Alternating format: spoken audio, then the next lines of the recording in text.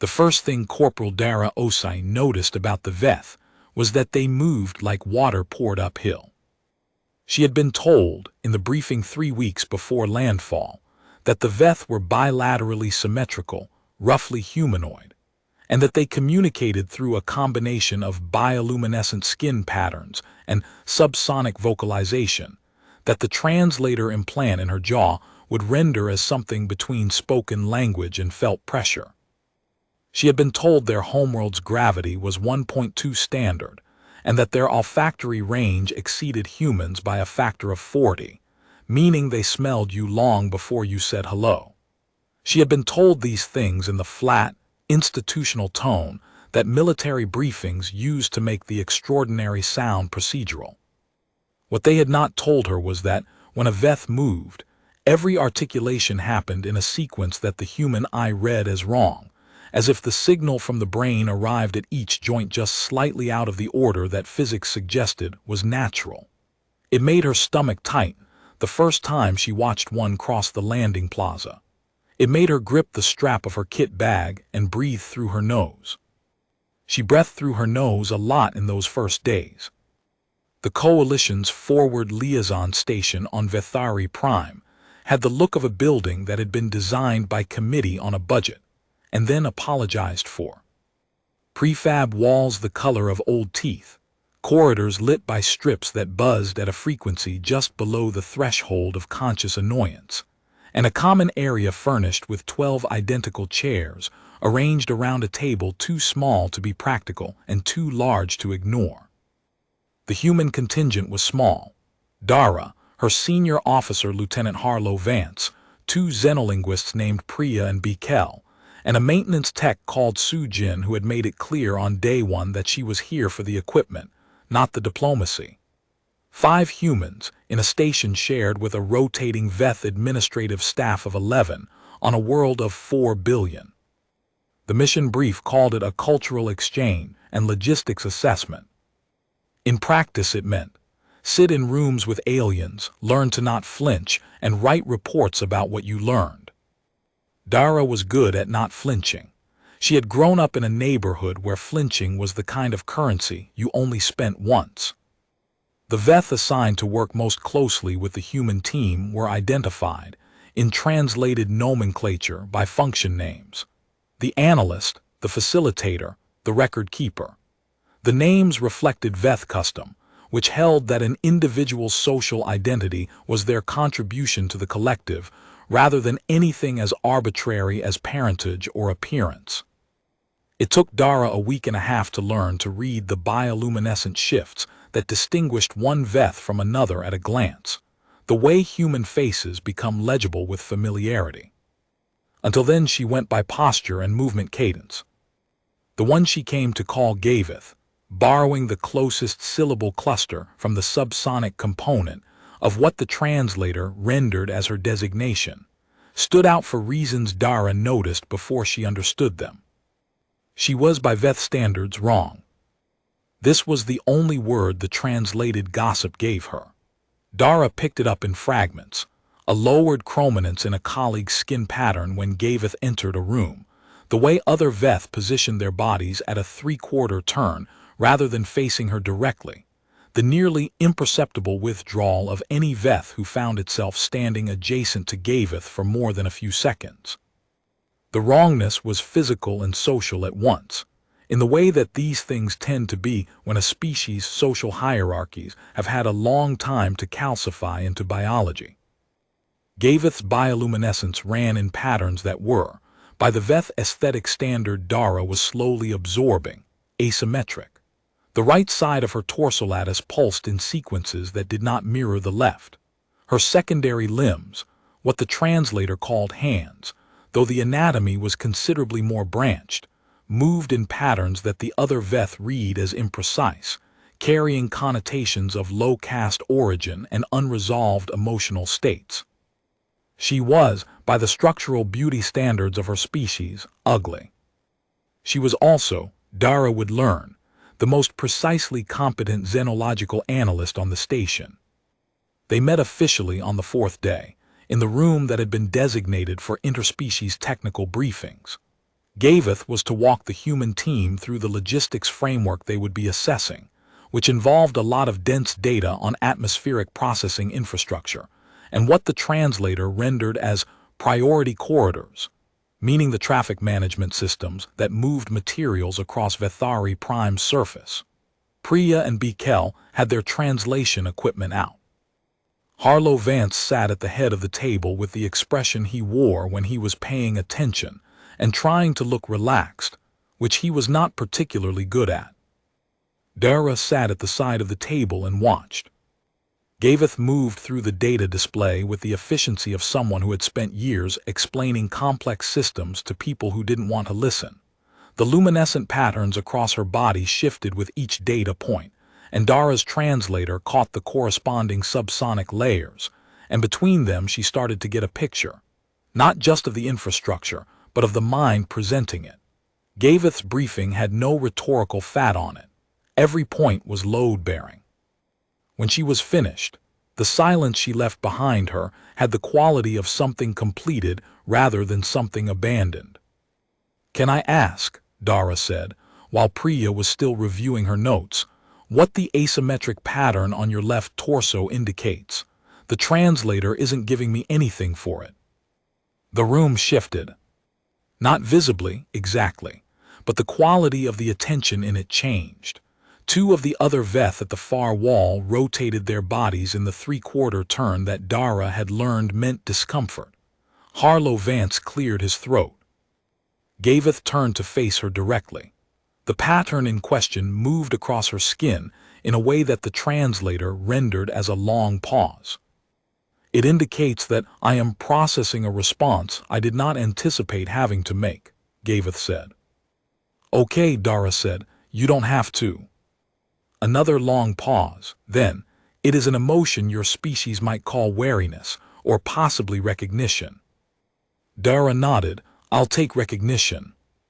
Harlow Vance gave Dara the look he gave her when he was not sure whether she had done something professional or something else entirely.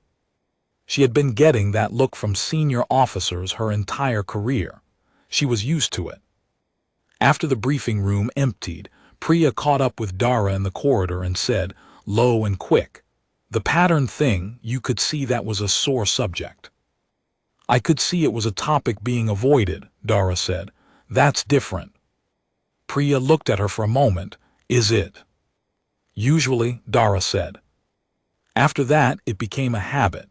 Dara would ask questions that the others didn't ask, not about the technical material, which Priya and Bikel covered more systematically than she could, but about the edges of things, the texture of decisions, why a particular corridor routing had been chosen over a more efficient alternative, what the record keeper's designation had been before she took on her current function, whether the Veth found human body language as consistently unreadable as humans found theirs, or whether there were patterns that translated across the biology. Gaveth answered all of these questions with the same directness she applied to technical briefings. She did not soften things. When Dara's question had a faulty premise, she said so. When she didn't know the answer, she said that too, which in Dara's experience was rarer than it should have been in anyone. The other Veth watched this developing habit with the attention a collective gives to an anomaly it hasn't classified. Not hostility. Dara had served on 3 frontier postings and knew what alien hostility felt like, the physical tightening of a room when a species decided your presence was a problem. This was something subtler. It was the attention of a group watching one of its members do something that did not fit the expected pattern, recalibrating whether that deviation was something that needed to be corrected. What Dara noticed, and said nothing about for a long time, was the specific shape of the social cage Gaveth operated inside. The pattern was consistent. When Gaveth spoke in full staff contexts, the luminescent reception from her colleagues was muted, the Veth equivalent of not quite listening, the chrominant signals of attention withheld. When she produced analysis that was subsequently used in planning, which was often, because she was good, the credit dispersed into the collective rather than aggregating to her. When she was absent from a discussion, her name did not come up. When she returned, the adjustment in the room was not the adjustment of absence filled, but the adjustment of an irritant reintroduced. She was, in the language of every social hierarchy Dara had ever navigated, being managed, made small, not through any single dramatic act, but through the accumulated weight of 1,000 minor frictions, each individually deniable, each contributing to the outcome with the reliability of compound interest. Dara had seen this before. She had felt it before. She knew what it looked like from the inside, the way you started to doubt your own readings, the way the constant recalibration of what was safe to say became, over time, as exhausting as the conditions themselves. She brought it up in her third personal meeting with Gavith, on a rest cycle evening when most of the station was quiet, and they had fallen into the habit of reviewing the week's data together, a habit that had begun as professional and had become something harder to categorize. They were sitting on opposite sides of a work surface covered in atmospheric processing charts. The corridor outside was empty. The lighting strips were doing their subsonic buzz. "I want to ask you something that's not my business," Dara said. Gavith's pattern shifted in the way it did when she was listening carefully, a focused tightening of the luminescent display, the visual equivalent of leaning in. "Then ask it. The way the others interact with you, the way they position themselves, the way the credit moves, is that because of the asymmetry, the pattern on your torso?" The pause that followed was longer than any Dara had observed in their previous exchanges, long enough that the ventilation system ran a full cycle in the silence. "In part," Gavith said finally. "The physical asymmetry signals, in Veth's social reading, a disruption in developmental patterning during the early formation phase. It is associated with certain heritable conditions that historically indicated reduced capacity in collective function. The association is not accurate. The conditions in question affect physical symmetry and not cognitive or analytical capacity, but the association is very old. And the status markers on your hands? Those I acquired in my early function years. They were assigned by a senior facilitator who held views consistent with the old association." A pause that might have been something like a dry laugh, delivered in the minor key subsonic register that Dara was starting to hear. "I have since surpassed that facilitator in every accessible metric. This is not, in our social structure, a situation that resolves neatly." "No," Dara said, "it doesn't in ours either." The lights hummed. Somewhere outside, a ventilation system engaged. "May I ask you something in return?" Gavith said. "Yes." "The scar on your forearm, the one your uniform does not fully cover, the pattern of it is not consistent with standard combat injury." Dara looked at her left arm for a moment. The scar ran from the inside of her wrist to a point just below her elbow, paler than the surrounding skin, old enough to have gone smooth. She had been 16. She had been angry about everything and had found, for a period, a way to be angry that felt manageable until it didn't. "No," she said, "it's not combat." She said nothing else. Gavith asked nothing else. The data on the work surface between them waited. In its stillness, in that particular quality of silence that is neither awkward nor empty, but is simply the space between two people who have each said a true thing and are letting it settle, something shifted between them. Not dramatically. The way foundations settle without announcement, without visible sign, in the deep structure of the thing. What happened in the weeks that followed was not a romance in any sense that would have been legible to either species' cultural categories. It was something that had no clean name and did not seem to require one. It was two people who found in each other the particular comfort of being accurately perceived, not idealized, not explained away, not managed into a simpler version of themselves, but seen in the specific and then seen again the next day the same way. Dara learned to read the finer gradations of Gavith's luminescent patterns well enough that the translator started to feel like a slow third wheel. Gaveth learned to interpret the human micro-expressions that the other Veth read as noise. The half-smile Dara used when she was amused by something she wouldn't say out loud. The way Dara's hands moved when she was thinking. The silence she held before she answered anything that mattered. They argued twice in those weeks.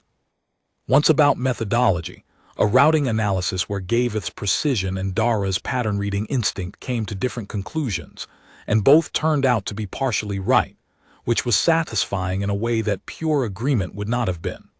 Once about something harder to name. Dara had asked, in the way she asked Edge of Things questions, what Gaveth would have done differently in her early function years if she had known what she knew now.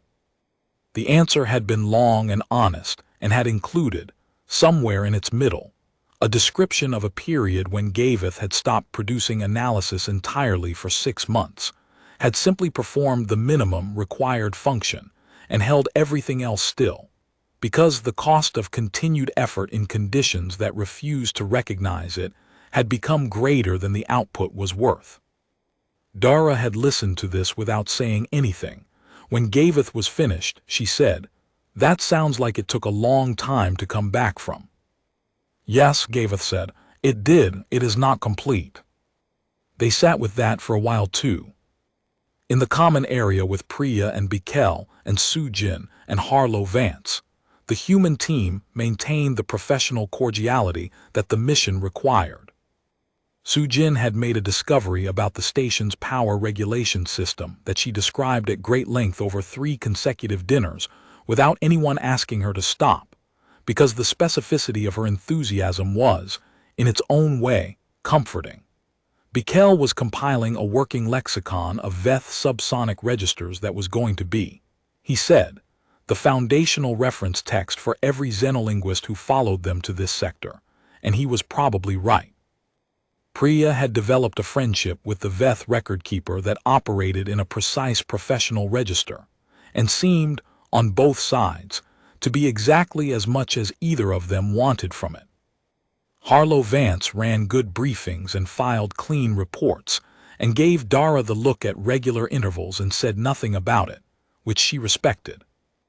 In the evenings when the station quieted, the thing that did not have a name continued to build itself, patient and incremental, the way strong things do. The rest of the station noticed. The Veth social hierarchy was not subtle in its expressions, but it calibrated them carefully. It was not hostility that Dara registered when she walked into the briefing room on the morning of the 43rd day and felt the orientation of 11 Veth bodies adjust around her presence. It was assessment. The particular attention a collective gives to an element it hasn't yet classified, calculating whether it represents a threat to the existing order. She registered, for the first time, that Gaveth's movements through the station had changed since the first days. They were the same fluid wrong water movements as every other Veth, but the spatial relationship between Gaveth and the other Veth had shifted, slightly, but measurably, in the way that subtle things become visible once you're paying attention. The 3/4 turn avoidance was less universal now. 2 of the junior analysts had started positioning themselves in Gaveth's direction in briefings. Small recalibrations. The hierarchy acknowledging, in the only language available to it, that the variable it had been suppressing had found an external validation it couldn't easily discount. Dara found this more interesting than troubling. Harlow Vance called her into his office that afternoon. His office was the only room in the station with a view of the Vethari prime surface, a slab of something the Veth called process transparency that looked out on a landscape Dara still found slightly wrong, the way the light scattered at angles that didn't match the sky she'd grown up under. He sat on one side of his desk, and she sat on the other, and he said, with the careful neutrality of a senior officer who had thought about his phrasing, that the mission assessment was nearly complete, and that it might be worth being mindful of how her off-duty time was being spent, from a mission impact perspective, given the complex social dynamics of the station environment. She said she understood. She did understand, she just disagreed. She was 31 years old and had spent her career being mindful of things for good institutional reasons, and she was tired in a way that was not about hours slept, but about the weight of performing a simplified version of herself for the benefit of contexts that couldn't hold the full one. She was tired of it in the way you get tired, when the tiredness has been accumulating for longer than you've been paying attention to it. The way you can be tired of something for years before you admit to yourself that what you are is tired, because admitting it requires deciding what to do about it. She had decided. She went to find Gavith. She found her in the data archive, cross-referencing atmospheric processing anomalies with historical routing records, the kind of work other Veth delegated to secondary analysts, and Gavith did herself, because she did not trust anyone else's precision. The archive was narrow and warm and smelled of the Veth organic solvents that the station used for humidity regulation, a smell Dara had learned to find not unpleasant.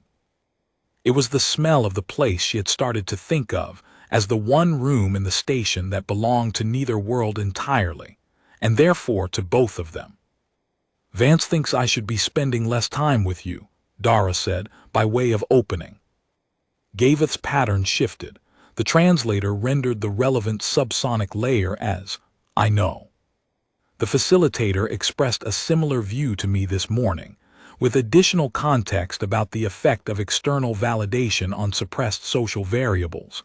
A pause. It was a long conversation. "What did you say?" "I said I would take the recommendation under advisement." Dara looked at her. Gavith's asymmetric pattern was moving in the fast, irregular way it did when she was processing competing priorities. The secondary limbs were still, held close to her torso in the posture that the other Veth read as low-status uncertainty, and that Dara now read as controlled thought. The distinction mattered. The other Veth were reading the form. Dara was reading the content. "What do you want to do?" Dara asked. The archive was quiet around them. The data matrices cycled on the display surface. Outside, Vethari Prime's oblique sun was making its way through an atmosphere that had been processed and adjusted over 700 years of deliberate management, and the light it cast through the station's walls was not quite any color that Dara had a word for. "I want," Gavith said, and then stopped. The pattern on her torso moved in the asymmetric way, the right side sequence that did not mirror the left. She said more slowly, "I find that what I want is not an easy question.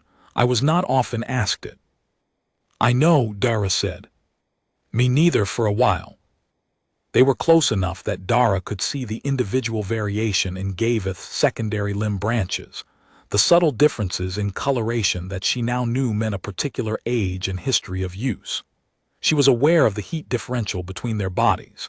The Veth ran slightly cooler than humans, a function of their metabolic structure, and standing near one had always produced in Dara a faint awareness of the boundary between one biology and another. Usually that awareness was simply professional. Right now it was something else. She was aware of the wrongness, by Veth's standard, of the face before her. The asymmetry, the patterns that the social hierarchy read as low status and limited and not worth the trouble. She was also aware, with the particular clarity of someone who had learned to look past the first readings and find what was actually there, of the precise and patient and uncompromising intelligence that had been operating behind those patterns for years in conditions that would have worn down someone less stubborn. The specific quality of attention Gavith gave to everything she examined, the humor she expressed in a minor key subsonic register that most people in the room never caught. The way she had looked at Dara's scar and asked the honest question, and then, when she heard the honest non-answer, let it rest.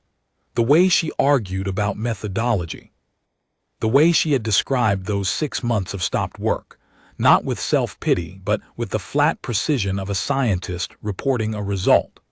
The way she was holding still right now, secondary limbs close, waiting for Dara to finish whatever she was thinking without pushing her toward a conclusion. "I think," Dara said, "that you should tell me what you want and then we should do that thing." Gavith's pattern held still for a moment, the way it did before an answer that mattered. Then, slowly, the asymmetric sequence on the right side of her torso began to move in a way that the translator registered not as language but as pure affect, the bioluminescent equivalent of something turning toward the light. "I want to continue," Gavith said. "This, whatever this is." "Yeah," Dara said. "Me too." What followed was not a resolution of anything. Life on the station continued in its institutional rhythms, and the friction continued with it. And there were days when the accumulated weight of other people's assessments was heavy enough that Dara felt it in her jaw, and Gavith's bioluminescence ran in tight, controlled patterns that Dara now recognized as the equivalent of clenched teeth. There were days when the facilitator's management of Gavith was visible enough that Dara had to make a conscious choice, not to say the thing that was sitting at the front of her mouth, because saying it in the wrong register to the wrong Veth on the wrong day would cost Gavith more than it would cost her. She learned the patience of that. It was not a patience she had come with. She built it day by day in the data archive and in the briefing rooms, and in the long rest cycle evenings when the station was quiet and the work continued. There was also this. In the evenings, in the quiet corners of the station, in the data archive and the small maintenance corridor that Sujin had stocked with equipment, and no one else visited, and that had therefore become, by default, the only truly private space in the building, something was being built. It was built out of honest conversation and accurate perception, and the willingness to keep looking at a thing even when the first reading was hard. It was built in a language that was partly Dara's and partly Gavith's, and partly something that neither of them had been using before, a language of specific gestures and learned registers, and the particular quality of silence that two people develop together over time, a silence that is not the absence of communication, but its most concentrated form. Priya noticed. She said nothing, which Dara appreciated. Bikel noticed and said something, which was, "I have 17 new subsonic register observations that I think are specific to interspecies dyadic interaction. I would like to interview you both." Academically, they had laughed, which surprised them both. Gavith's laughter presented as a rapid asymmetric pulse across her entire torso, bright and irregular, nothing like what any briefing document had described as a Veth emotional display. Bikel had written 3 pages about it. Sujin noticed and gave Dara a thumbs up across the common area one morning, which was the entirety of her response to the situation. Dara loved her for it. On the 56th day, the mission assessment was concluded. The human team was scheduled to transfer back to the relay station for debriefing and eventual reassignment. Harlow Vance was professional about it and gave her a 2-day notice, which was more than regulations required. Priya and Bikel were warm and a little sad, the way people get when something that has been interesting is ending. Sujin patched every piece of equipment in the station to within a millimeter of its design tolerance, and left a detailed maintenance log that no one would ever use, and that was, Dara suspected, the most loving thing she knew how to do. Dara spent those 2 days doing what she had always done with things she was not ready to leave. She looked at them very carefully, storing the details with the precision of someone who knows they will be working from memory. She memorized the way Gavith's bioluminescence changed at rest, the slow cycling patterns that had no information content but were, she now understood, the visual equivalent of breathing the body at ease, not performing anything, simply present. She memorized the sequence that corresponded to the dry humor delivered in a register that the rest of the room missed. She memorized the particular quality of Gavith's silences, each one distinct if you knew how to read them. The way a musician's rests are not the same as the absence of sound. She memorized the smell of the data archive, which was not romantic but was real, and real things were what she was collecting. She memorized the way Gavith's secondary limbs moved when she was excited about a piece of data, the particular quickening, the branching extensions that the other Veth read as agitation and Dara read as joy. She memorized the specific angle of the Vethari prime sun at late rest cycle, the way it came through the process transparency in Vance's office and bent in the atmosphere, and made that color she still didn't have a word for. On the last evening, they were in the data archive. "There's no protocol for this," Dara said, "for whatever this is." "No," Gaveth agreed. The translator conveyed the subsonic layer as something between sadness and acceptance, but Dara now heard the distinction. It was not resignation. It was the affect of someone who has decided what they think and is not flinching from it, who is holding the thing that is hard with the same precision they bring to everything else. "I'm going to request a posting rotation back to this sector," Dara said. "That's inside my discretion technically. It might take 8 months. "I will be here in 8 months, Gaveth said. "My work on the atmospheric anomaly project is not complete. I expect it to take 18. "Then 8 months. The archive cycled. The lights hummed their subsonic hum. "Dara," Gaveth said. The translator was not keeping up with what the bioluminescent pattern was doing, which was moving in the asymmetric sequence, the right side running its strange, non-mirrored course, the course that the social hierarchy of her species read as wrong and limited and not worth the trouble. It was the pattern Dara had learned to read as her most honest expression. It was the pattern she wore when she was not performing anything for anyone, when she was only precisely what she was. "I know," Dara said. She did. The transfer shuttle left at early cycle. The human team assembled in the landing plaza with their kit bags and their professional farewells, Priya hugging the Veth record keeper in a gesture that both parties seemed surprised to survive, Bikel distributing copies of his working lexicon to anyone who held still long enough, Sujin shaking hands once with each person and looking like she wished she were staying to maintain the equipment. The Veth administrative staff lined the edge of the plaza in the formal reception arrangement. Gaveth stood at the far end of the line. Dara said her individual farewells down the line. When she reached Gaveth, she stopped.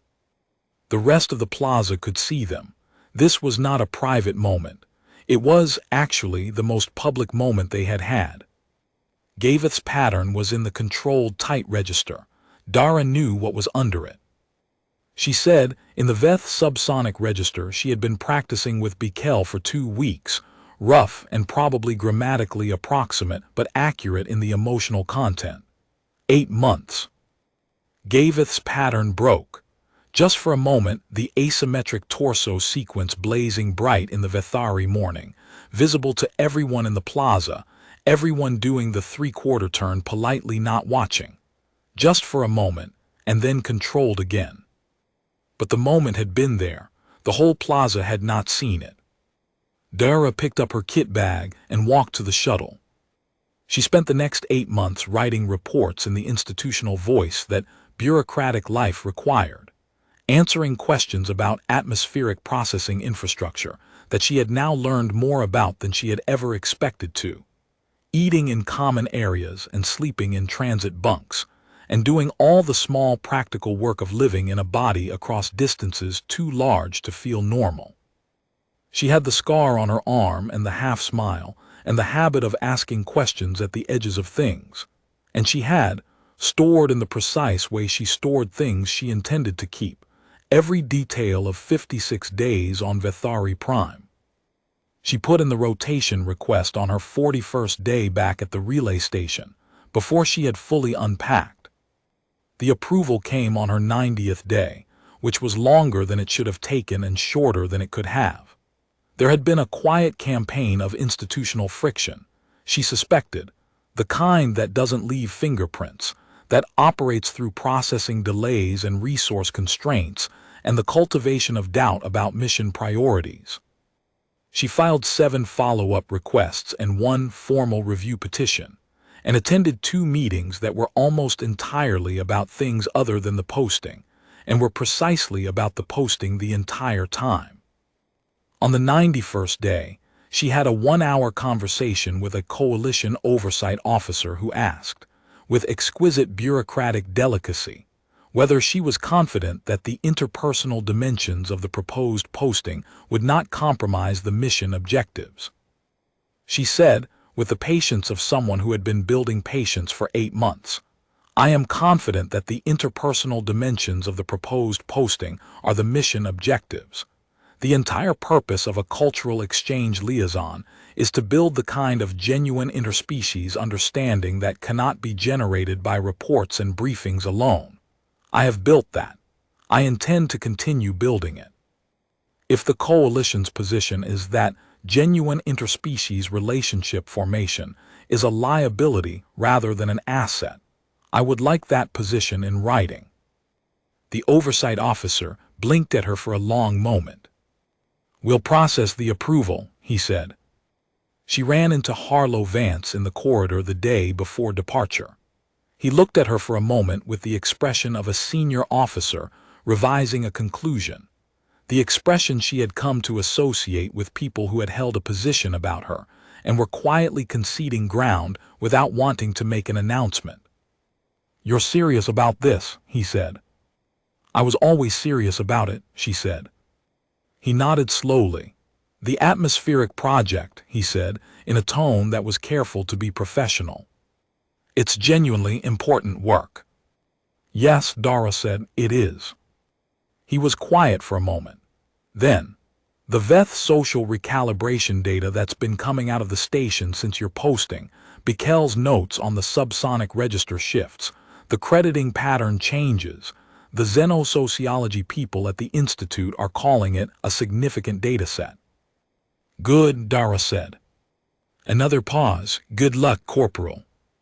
She landed on Vethari Prime on a day when the oblique sun was high enough to make the processed atmosphere glow in the color she had never found a word for. The landing plaza looked the same.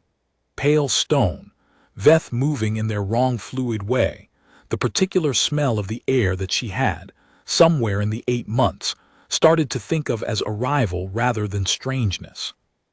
Gavith was not on the plaza. The station greeter, a Veth she didn't know, young and formal and patterning in the careful registers of someone performing a function, directed her through the familiar corridors. She had her kit bag on one shoulder and her translator implant making its almost inaudible calibration tones, and she walked through the prefab corridors that buzzed their subsonic buzz, past the common area with its inadequate table and its 12 identical chairs, and stopped at the door of the data archive. The door was open. The lights inside were on the dim cycling setting.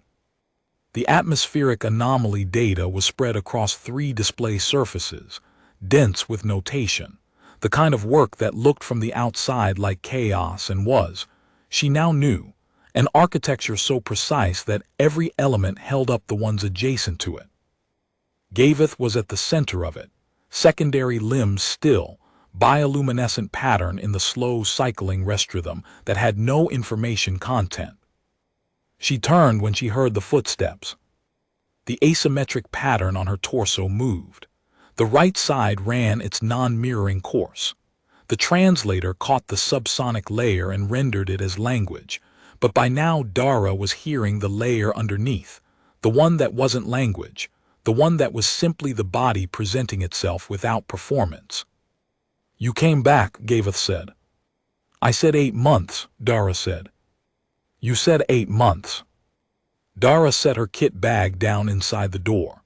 Outside, Vethari Prime's sun was doing its oblique thing with the light, and the atmosphere it had taken 700 years of careful management to make breathable was catching that light and turning it into the color she had never found a word for. She would find a word for it. She had time. She looked at Gavith.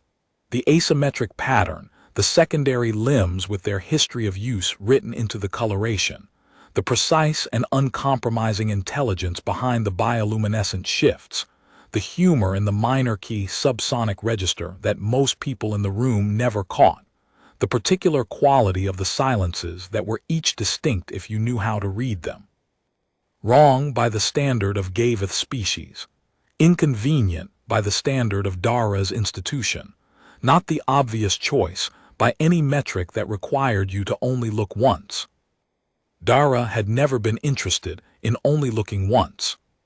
So, she said, Atmospheric Anomaly Project. Phase 3, Gaveth said. The right side of her torso pattern was moving in the way it moved when she was, by Veth standard, at ease, the particular luminescence of a body that is not flinching from anything, that is simply, precisely, in the place it intends to be. Tell me everything, Dara said. She pulled a chair to the work surface. Gaveth began. Outside, the strange light of a managed sky did what light does when it has no word. It landed on everything it touched and made it specific, made it exactly what it was and nothing else, and that was enough. That had always been enough. 8 months became 18. 18 became 3 years. The Atmospheric Anomaly Project was completed to a precision that the Vethari scientific community considered exceptional, and Gaveth's contribution to it was, for the first time in her career, credited to her directly, a thing that had required a formal request, and a human corporal sitting across a table from a Veth facilitator and explaining, with the patient clarity of someone who had learned to argue in bioluminescent registers, exactly why the existing crediting protocol was producing results inconsistent with the observable data. The facilitator had been surprised. The other Veth on the station had been surprised. Harlow Vance, reviewing the subsequent mission reports from his position 3 relay stations away, had not been surprised. He had written a single-line note in the margin of one report, understood. That was all. It was, Dara thought, enough. The social recalibration at the station had been slow and imperfect and ongoing. It was not a story with a clean resolution. 2 of the junior analysts had continued the pattern shift that had begun in the 43rd day briefings, positioning themselves in Gaveth's direction, adjusting their crediting practices, learning to read the asymmetric pattern as signal rather than noise. The facilitator had retired to a coordination function that involved less direct contact with the human team, and had not, as far as Dara could determine, changed his fundamental assessment of Gaveth. But he was one Veth in an administrative staff that had been, slowly and unevenly, recalibrating for 3 years. One data point against a shifting trend.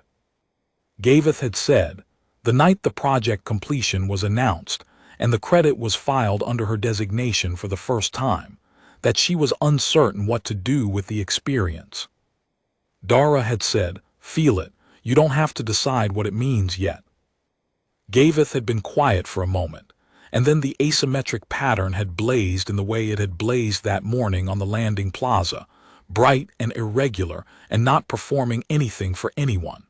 And then controlled. And then a slow, steady luminescence that Dara did not have a translation for and did not need one. The scar on Dara's arm was still there.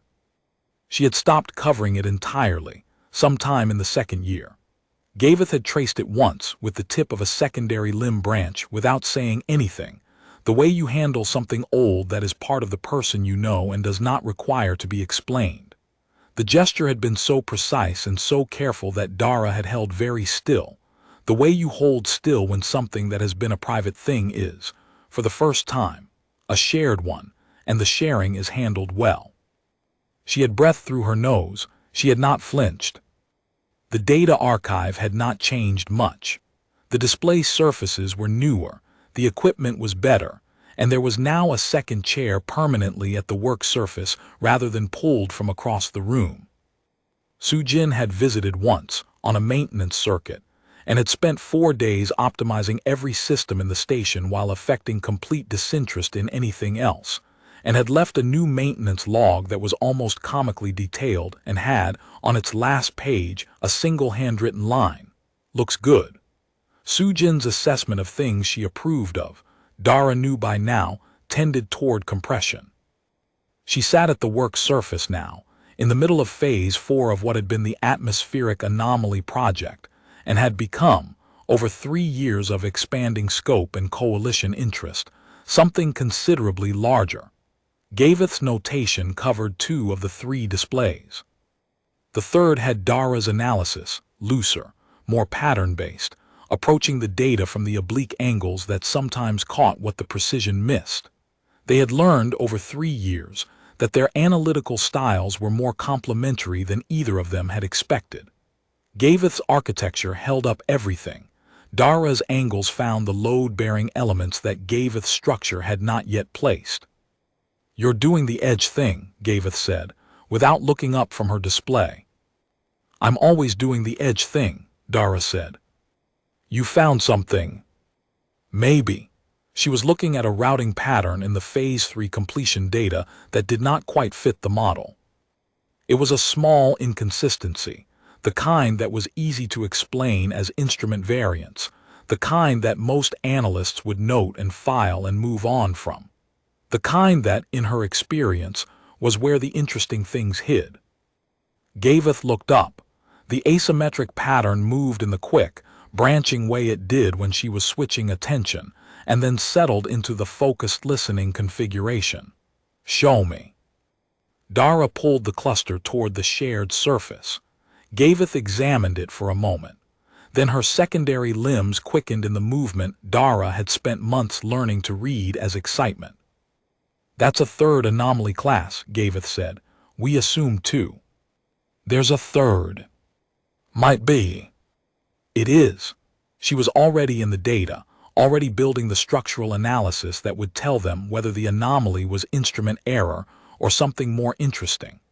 Dara watched her work with the particular attention of someone who had been watching this person work for 3 years and had not yet finished learning the full vocabulary of it. The asymmetric pattern moved through its sequences. The secondary limbs branched and quickened and slowed. The translator was giving her language, but the language was only the surface of it. Under the language was the other thing, the direct channel that they had built together across the months, the register below the register where the real exchange happened. It was, Dara thought, what all communication was trying to be, under all its protocols and conventions and learned accommodations. It was 2 minds in close contact with a shared object, operating in their full specific complexity, neither simplified for the other's benefit, building understanding out of the difference rather than despite it. The work was patient and incremental and required, above all, the willingness to keep looking at a thing even after the first reading, the second, the 5th, the 20th, until the full architecture of it revealed itself, until you understood not just what it was but why every element was load-bearing, and what would be lost if you let it go. Dara had always been good at that kind of work. It had not always served her well, in the context that wanted simpler things. Here, now, on a world whose light she still did not have a word for, with a person whose patterns she was still learning, in a field of work that kept expanding every time they thought they had found its edges. Here, it was the most useful thing she had. She pulled the data cluster toward her and began to read. The lights hummed their quiet hum. The archive was warm.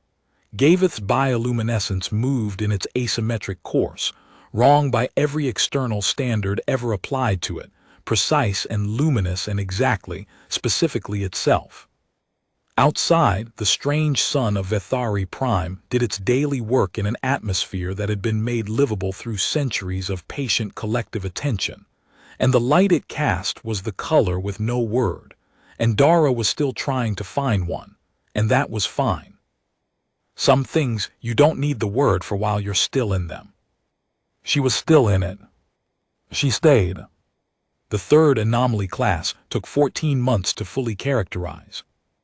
This was, as Gavith pointed out on multiple occasions, a conservative estimate, and she was right. It was the kind of problem that grew more complex the more precisely you looked at it, the way complex things do. The anomaly was a class of atmospheric interaction that the 700-year processing record had simply not encountered before. A low-altitude thermal inversion that occurred specifically in the transition zones between managed and unmanaged atmosphere, in the narrow bands where the 7 centuries of collective Veth work met the raw planetary system that had existed before any management at all. It was the seam. It had always been the seam. And something in the seam was creating pressure differentials that the existing model did not predict. The implications were significant. If the seam effect was stable, it was manageable and already managed in practice, even without having been named. If it was progressive, if the seam was widening as the managed atmosphere expanded, then the long-term processing models were wrong, and the infrastructure planning that relied on them was wrong in ways that would compound over the next 2 centuries. The Vethari scientific community paid close attention. The Coalition's Scientific Liaison Office paid close attention.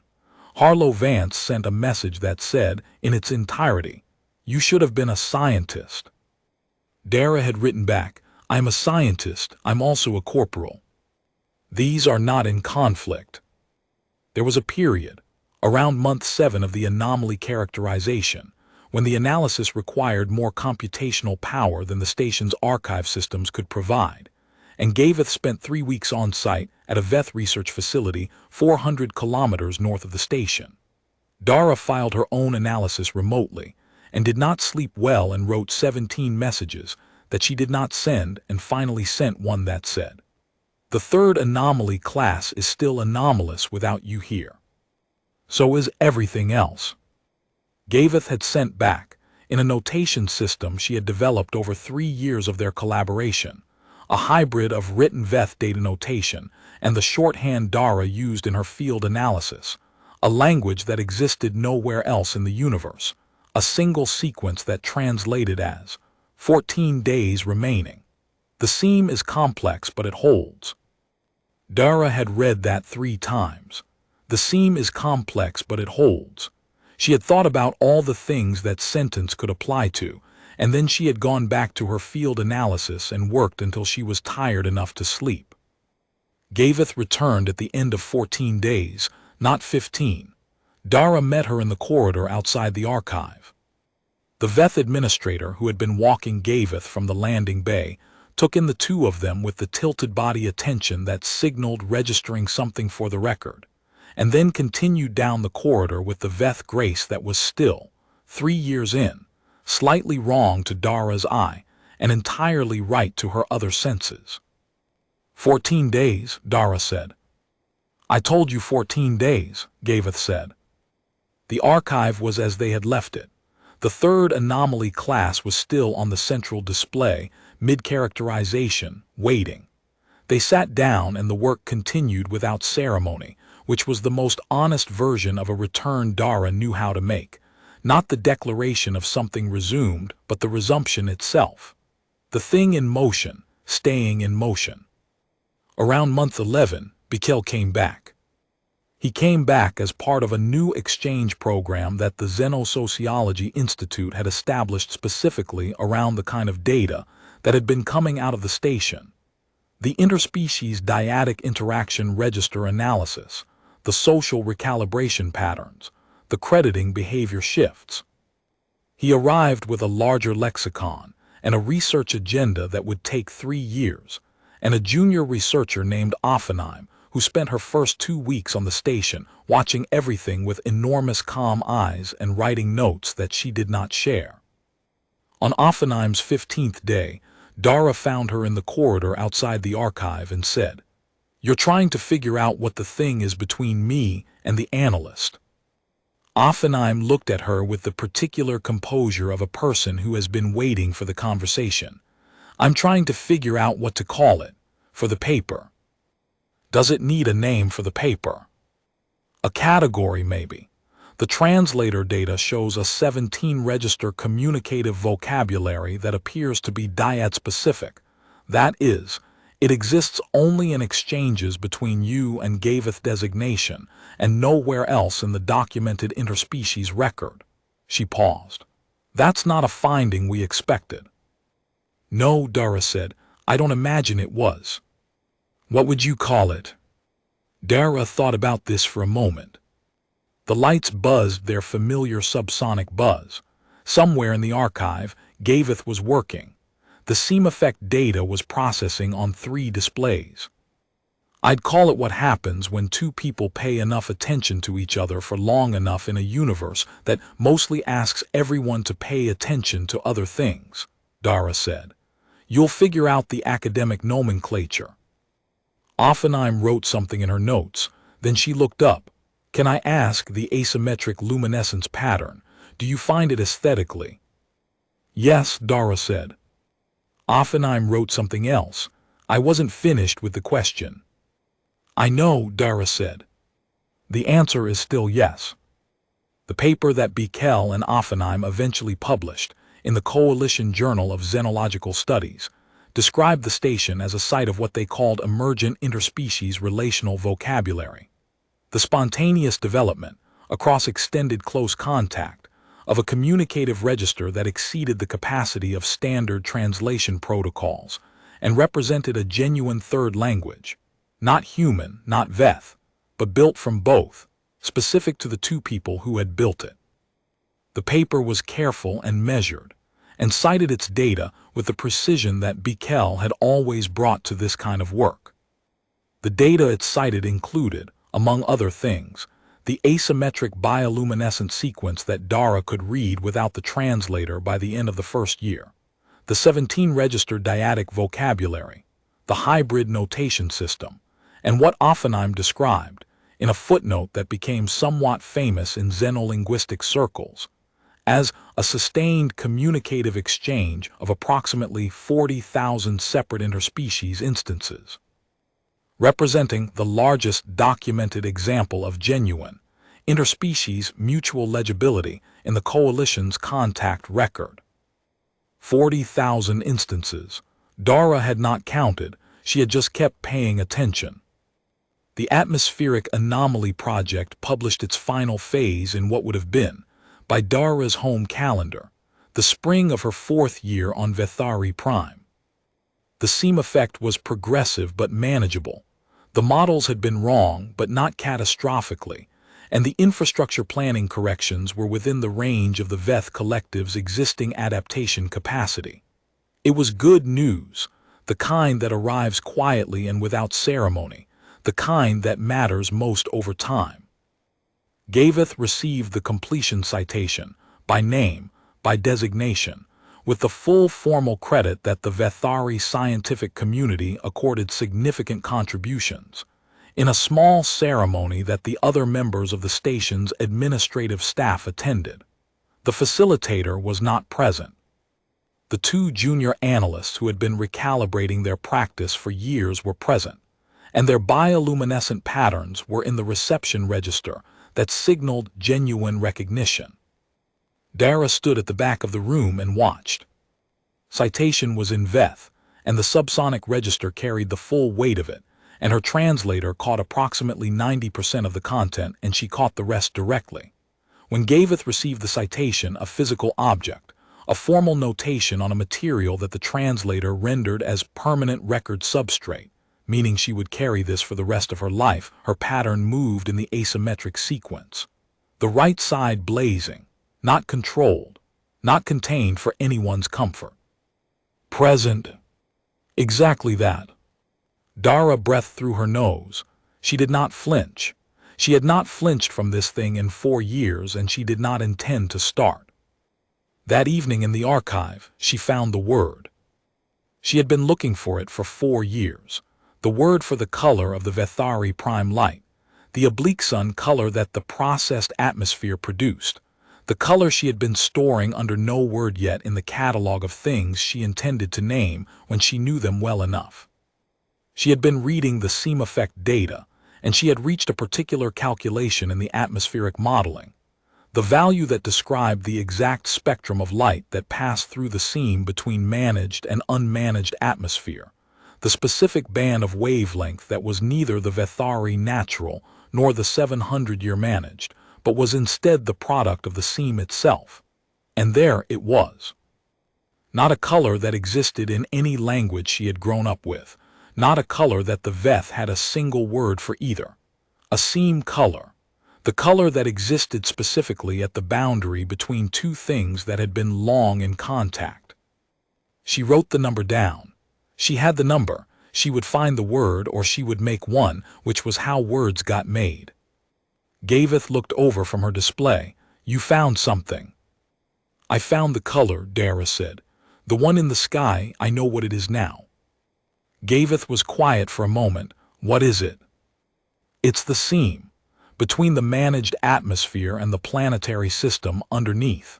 It's what that particular interface looks like when the light goes through it. Another pause. Then, in the minor key subsonic register that most people in the room never caught, we've been living inside the seam for 4 years. Yes, Dara said. We have. The light from outside came through the walls at its oblique angle and landed on the data displays and on the work surface, and on Gavith's asymmetric bioluminescent pattern and on Dara's hands, and on the scar on her left arm, and on all the specific objects in the room, making each of them exactly what it was. Seam light. The light that existed precisely at the meeting place of two different things. It was not the most comfortable light. Seams were not comfortable. But it was, Dara thought, the most honest light she had ever worked in. You couldn't look at anything in seam light and see it as simpler than it was. You could only see it as it was in its full specific complexity laid out clear. She had come to a world where she was wrong by most available metrics. She had found a person who was wrong by most available metrics. She had paid careful attention to the thing the metrics missed. She had stayed. Outside, in the strange seam light of Vethari Prime's managed sky, the world continued in all its patient, incremental complexity. 4 billion Veth, a processed atmosphere, a 7th-century project of collective attention, and one narrow station where 2 people had built, over 4 years of honest exchange, a third language that belonged to neither world and therefore to both. The archive was warm. The data cycled. Gavith's pattern moved in its asymmetric course, and Dara watched it, and the watching was not done, would not be done, she suspected, for a long time yet.